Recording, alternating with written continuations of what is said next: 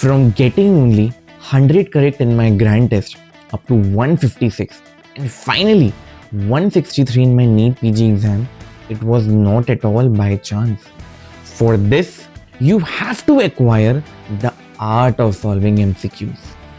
ज़्यादातर लोगों का यही सवाल होता है कि हमने इतनी बार अपना कंटेंट रिवाइज कर लिया, हम इतनी बार उसको रिवाइज कर चुके हैं, बट हमारे क्वेश्चंस करेक्ट ही नहीं जाते हैं। वही 90 और 100 के बीच में हमारा ग्रैंड टेस्ट का स्कोर जो होता है वो अटका रहता है। तो अब हम आखिर क्या करें, कितनी बार और रिवाइज करें? And for this you have to acquire the art of solving MCQs.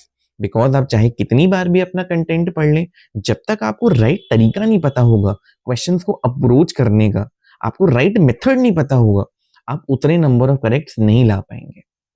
So hi guys, myself Dr. Rohit Anand, and today we are here to discuss about all the smartest and effective ways in which we can crack this exam.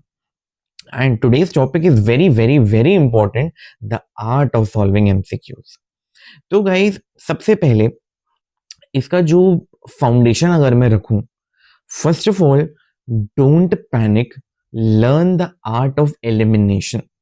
Guys, जिसको art of elimination आता है and जो बिना panic करे किसी भी topic को उन 4 में से 3 ऑप्शंस को एलिमिनेट कर पाता है, उस बंदे की रैंक हमेशा बहुत अच्छी आती है एंड वो इंसान 20 से 40 सवाल और सही कर ले जाता है। For example, to show this point हम कुछ एग्जाम्पल देखते हैं शॉर्टली। सी, दिस इज ज़ास्कोस फिनोमेना। मुझे एग्जाम में नहीं पता था ये क्या होता है, मैं ये घर से पढ़ के नहीं आया था, बट जस्ट सी दो ऑप्शंस। एक में है स्टैब इंजरी रिलेटेड, एक में है वुंड गेप कर रहा है, एक में है ब्लड क्लॉट कर रहा है। अब आप ये बताओ, इन तीनों में आपको कहीं से लग रहा है कि कोई इनमें से कोई फिनोमेना है? आई डोंट थिंक सो किसी को भी लग रहा होगा।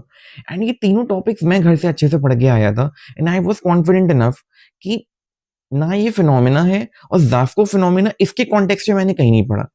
एंड अगर आप ध्यान दो कि tendon reflex after death, yes, that sounds like a phenomena, ये हो सकता है। तो ऐसे मैंने एक गेस वर्क लिया एंड इट वाज राइट। तो आपको भी ये चीज अपने एग्जाम में सीखनी है कि आप कैसे एलिमिनेट करो। दूसरा ऑप्शन देखो। सो दे सेड इसको लिम्फेडेनोपैथी है एंड जाइंट सेल्स इन्होंने हिस्टोपैथ में बताया along with what, along with आपके स्टीलेट कॉन्क्रीशंस।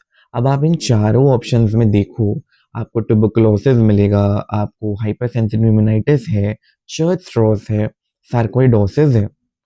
देखो, आपके जाइंट सेल सब में है, ओके, बट अगर आप इस वर्ड पे गौर करो स्टीलेट कॉन्क्रीशंस में, तो वो सिर्फ सार्कोइडोसिस में है। अगर आप नहीं पढ़ के आए हो स्टीलेट कॉन्क्रीशंस भी, तो आपने एस्ट्रॉइड बॉडी जरूर पढ़ा होगा सार्कोइडोसिस में। And asteroid is also like star body है, स्टीलेट कॉन्क्रीशंस भी क्या होंगे, स्टार शेप्ड होंगे। तो from that you have to correlate कि ओके ये हो सकता है along with the given picture. तो आपको कंफ्यूज नहीं होना है, राइट? तो जरूरी नहीं है, मैं घर से पढ़ के नहीं आया था कि स्टीलेट कॉन्क्रीशंस ही होता है, बट दायां बायां ऐसे ही वो घुमा फिरा के देते हैं एंड आपको एलिमिनेशन से आपको यहां तक पहुंचना है। अब आप एक और ऑप्शन देखो, इसमें इसने दिया हुआ है कि ट्रांसप्लांट रिजेक्शन इस इंसान में नहीं हुआ है, okay, they forgot the HLA matching. तो इसके नाम में ही है बेयर लिम्फोसाइटिक सिंड्रोम कि इसके पास लिम्फोसाइट्स ही नहीं है।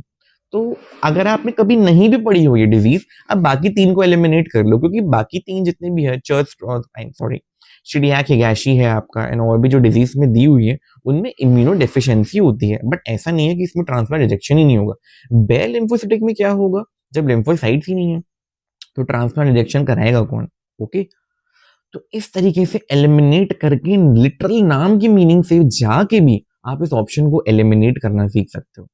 ओके, तो आपको इस तरीके से कुछ एग्जांपल से let how to approach these questions. नहीं भी आ रहा हो समझ में, ठंडे दिमाग से गहरी सांस लो, उनको पढ़ो, उनको देखो, आप पक्का एलिमिनेट कर लोगे। माना कुछ क्वेश्चंस होते हैं वो 10-20 जो नहीं होते हैं, but majority of the questions आप ऐसे ही सही करके आओगे एग्जाम में। Okay, so next topic. लोगों का बड़ा फियर होता है, जैसे आईएनआई में क्वेश्चंस आते हैं कि ABCD BCD, वो ऑप्शंस में आपको बहुत कंफ्यूज कर देते हैं। आपको आता भी होता है तो आप कहते हो नहीं भैया हमसे नहीं हो पाएगा, ये हम इतना कंफ्यूज हो गए पढ़ के ABC BCD, जो आईएनआई की स्पेशलिटी है। बट गाइज छोड़ के तो नहीं आ सकते, ऐसे क्वेश्चंस में भी just take a deep breath and बस दिमाग से काम लेना है। सबसे पहले इसमें भी ऑप्शन एलिमिनेशन से ही सवाल सही होता है। अब जैसे ये क्वेश्चन देखो शॉर्टली, ये इसी पैटर्न में आया हुआ है एंड ये रिलेटिवली दिमाग लगाने वाला सवाल है, बट आप इसको कुछ हद तक आसान कर सकते हो। जैसे अब आप इस सवाल में देखो, इसके 4 ऑप्शंस पढ़ो। The epidermis is derived from the ectoderm. Okay, this is correct. The dermis is derived from endoderm. अब अगर आप सिर्फ जनरल एम्ब्रियोलॉजी भी पढ़ के आए हो तो आपने पढ़ा होगा डर्मिस जो होती है आपकी, वो एक्टोडर्म से नहीं बनती है, वो आपका मीजोडर्मल ओरिजिन से होता है। तो जहां मैंने एक ऑप्शन डैम श्योर पकड़ लिया कि ये तो गलत ही गलत है, ढूंढो टू कहाँ लिखा है। ऑप्शन ए में लिखा है, ऑप्शन डी में लिखा है, हटाओ उन्हें अब। तो ऑप्शन ए और ऑप्शन डी जो है वो एलिमिनेट हो गए। अब बस मुझे ए और सी में बात करनी है। Now stratum corneum is the outermost cellular layer. Okay, consider करते हैं इसको। और एक में लिखा है कि एपिडर्मिस आपकी रीजनरेट कर जाती है from the hair follicles and hair bulb. अब इसमें भी अगर आप देखो ध्यान से तो थर्ड स्टेटमेंट में स्ट्रैटम कॉर्नियम जो होती है that is not the outermost cellular layer, it is just an outermost layer, वो सेलुलर लेयर नहीं होती है। ओके, तो ऐसे करके इसका आंसर ऑप्शन बी हो जाएगा। बट स्टिल जिस ऑप्शन में डैम श्योर हो कि हाँ ये तो गलत ही गलत है, तो फटाफट ढूंढो कहाँ वो टू है, हटाया उसको। तो ऐसे करके आप एटलीस्ट दो में पहुंचोगे, दो में आप एक गेस ले लो या जो आपको समझ में आए, राइट। तो ऐसे क्वेश्चन देख के घबराना नहीं होता है कि अरे भैया क्या आ गया, छोड़ो ABCD हम तो कंफ्यूज हो गए। नहीं, ऐसे करोगे तो रेस में पहले ही बहुत पीछे हो जाओगे। दूसरी गलती जो हम सब करते हैं कि हमारा सोर्स सिलेक्शन खराब है, हम कहीं से भी कुछ भी क्वेश्चन लगाने बैठ जाते हैं। एंड ये चीज मैंने आपसे पहले भी डिस्कस करी है कि आपको क्वेश्चंस एक तरीके से और एक ग्रेजुअली लगाने हैं।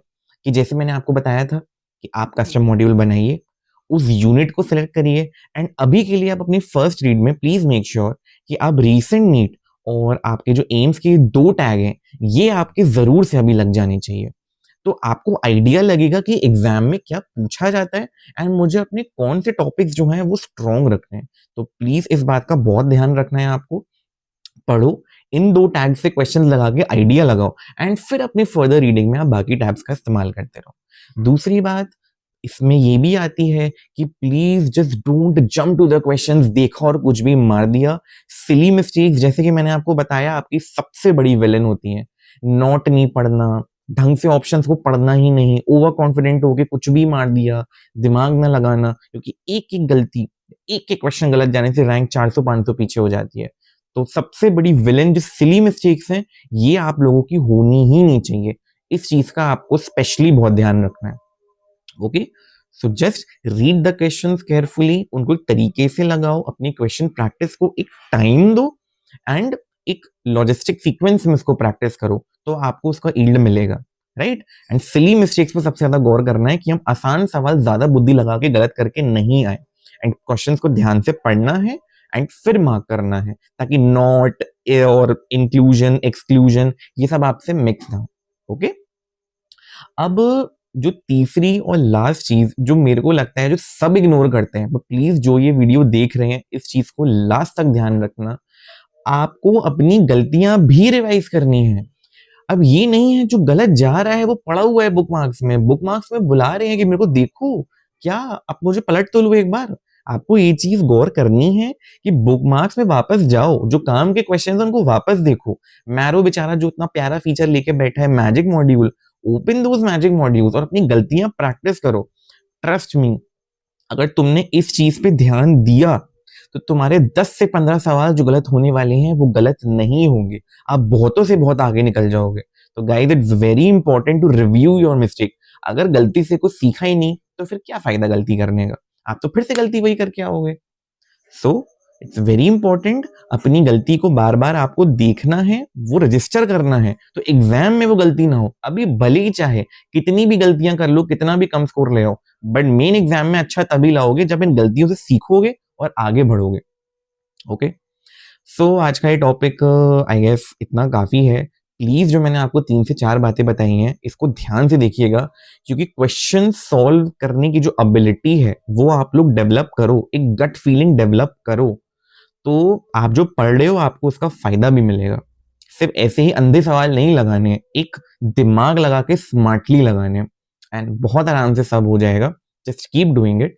एंड आपको जो भी प्रॉब्लम हो आप प्लीज कमेंट में डालिए. आप जिस भी नेक्स्ट टॉपिक पे चाहते हैं वीडियो बनाऊं आप मेरे को बताइए. I will make it. So just stay connected to the channel.